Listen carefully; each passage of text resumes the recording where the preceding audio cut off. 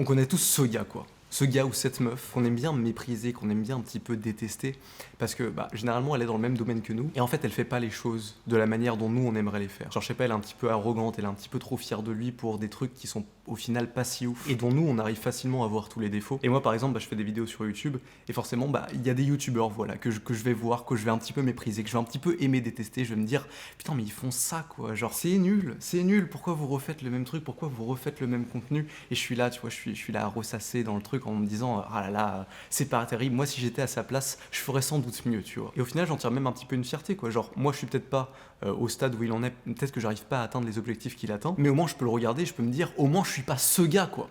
Je suis pas ce gars qui fait ces vieilles vidéos là, qui dit toujours la même chose, qui recycle son contenu, qui dit de la merde parce que globalement ces vidéos elles sont pas sourcées, etc. etc. Et en fait ça je l'ai fait pendant super longtemps et je fais pas une vidéo pour justement dire oui non il faut pas faire ça, il faut pas critiquer, il faut pas être méchant, il faut pas trouver méprisable certaines personnes qui font des choses dans le même domaine que nous. Non moi je pense justement que c'est cool, genre si tu trouves que des gens font des trucs nuls dans ton domaine, c'est tant mieux, ça prouve que toi, si tu devais faire quelque chose dans le même domaine, t'aurais quelque chose à apporter. Le fait de vouloir être méchant, de trouver un petit peu méprisable ce que les autres personnes vont faire, en fait c'est plutôt bon signe. Mais encore faut-il pouvoir se le permettre, parce que mépriser les gens, ça a un prix. Et oui, c'est quelque chose d'extrêmement dangereux qui peut-être fait très plaisir, mais qui est aussi à double tranchant. Parce que la vérité, c'est que si tu veux te permettre de pouvoir mépriser les gens, il faut d'abord pouvoir se mépriser soi-même. En fait, ce qu'on oublie trop souvent avec les gens justement qui vont être dans le même domaine que nous et qui vont créer un petit peu les choses de leur côté et qu'on va regarder en se disant ouais, lui il fait pas les choses de la bonne manière, moi si j'étais à sa place je ferais les choses complètement différemment.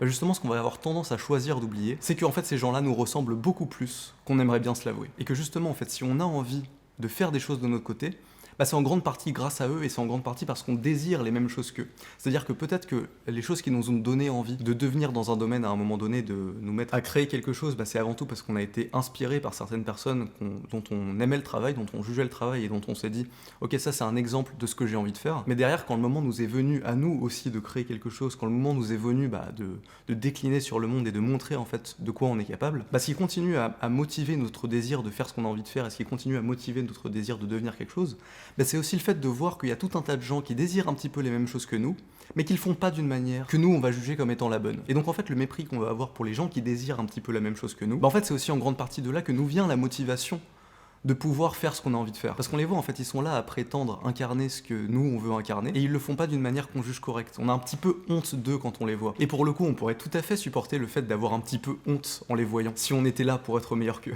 Mais justement, c'est là que ça va devenir dangereux. C'est que, à trop vouloir se construire en opposition, à trop vouloir voir les failles de toutes les personnes qui ont un petit peu les mêmes désirs que nous, qui ont les mêmes aspirations que nous, mais qui font pas les choses correctement, on va avoir tendance à uniquement se concentrer là-dessus et à refuser justement de voir à quel point on est semblable à ces personnes-là. On finit par s'enorgueillir d'avoir vu leurs failles et on se concentre là-dessus. Et c'est pour ça que le truc est complètement à double tranchant en fait. C'est parce que en décidant de juger, en décidant de mépriser la personne et la manière qu'elle va avoir de faire les choses, quand le moment pour nous il est venu de faire un petit peu la même chose, de faire un petit peu quelque chose qui va ressembler, en fait c'est là qu'on va justement se reprendre en pleine tête tout le mépris qu'on avait envoyé aux autres personnes. On va se rendre compte soi-même que si on a envie de réellement faire les choses qu'on a envie de faire, il va un petit peu falloir devenir ce gars quoi. Mais généralement justement on va pas se le dire, on va pas accepter que pour pouvoir réellement devenir ce qu'on a envie de devenir, il va un petit peu falloir être ce gars méprisable, ce gars qu'on n'a pas aimé depuis le début, ce gars qu'on aime bien détester. Et donc par conséquent, on va attendre la meilleure méthode, voilà, une méthode parfaite dans laquelle on sera sûr de jamais être méprisable. Et en fait ça c'est impossible. C'est impossible de créer dans ces conditions-là parce que la vérité,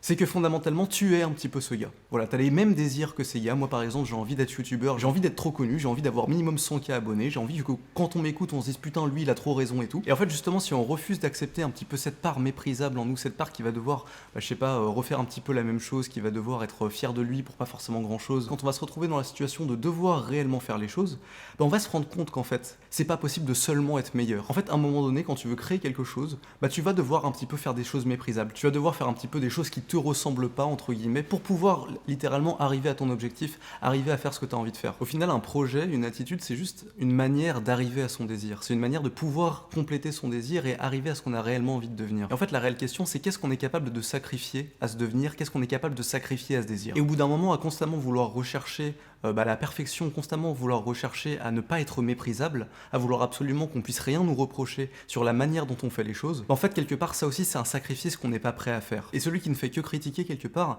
c'est celui qui est incapable de faire ça en fait. C'est celui qui est incapable de sacrifier la part de lui qui est certaine de ne faire aucune erreur. Au final le critique, c'est le dernier homme. C'est l'homme qui n'est plus capable de se mépriser lui-même. En fait, quoi qu'il arrive, il faut toujours se souvenir que ce qu'on fait dans notre vie et les décisions qu'on choisit de prendre, en principe, c'est toujours des décisions qui sont censées nous faire arriver là où on a envie d'arriver. Et c'est pour ça qu'en fait, c'est extrêmement important de pouvoir se mépriser soi-même et de pouvoir se dire, ok, là, je vais faire quelque chose que j'ai pas forcément envie de faire. Là, je vais faire quelque chose dont j'ai peut-être un petit peu honte. Quelque chose qu'en fait, j'aurais pu trouver méprisable chez certaines personnes à un moment donné. Mais en fait, en le faisant, en m'incarnant réellement dans ce devenir-là, je me suis rendu compte qu'en fait il fallait que je le fasse. Qu'en fait c'est pas réellement un hasard si ce gars il le fait, c'est tout simplement parce que ça marche. Et que si j'ai réellement envie de devenir ce que j'ai envie de devenir, je vais être un petit peu obligé de faire pareil. En fait voilà, le but c'est pas de faire des choses nulles et de trouver qu'on est nul en fait. Non, le but c'est d'être capable de se mépriser soi-même. D'accepter de voir en fait qu'est-ce que c'est les limites de notre vertu face à ce qu'on dit être notre désir et notre devenir. Si t'as réellement envie de devenir quelque chose, si t'as réellement le désir de quelque chose, il faut que tu sois prêt à même sacrifier un petit peu ton honneur, il faut que tu sois prêt à même sacrifier un petit peu la fierté que t'avais avant de faire les choses, d'imaginer que tu pourrais y couper, d'imaginer que tu pourrais faire les choses différemment et quand même y arriver. Donc voilà, je pense que si on méprise des gens et si en les regardant on se dit qu'ils sont un petit peu détestables et qu'on n'a pas du tout envie de devenir comme eux,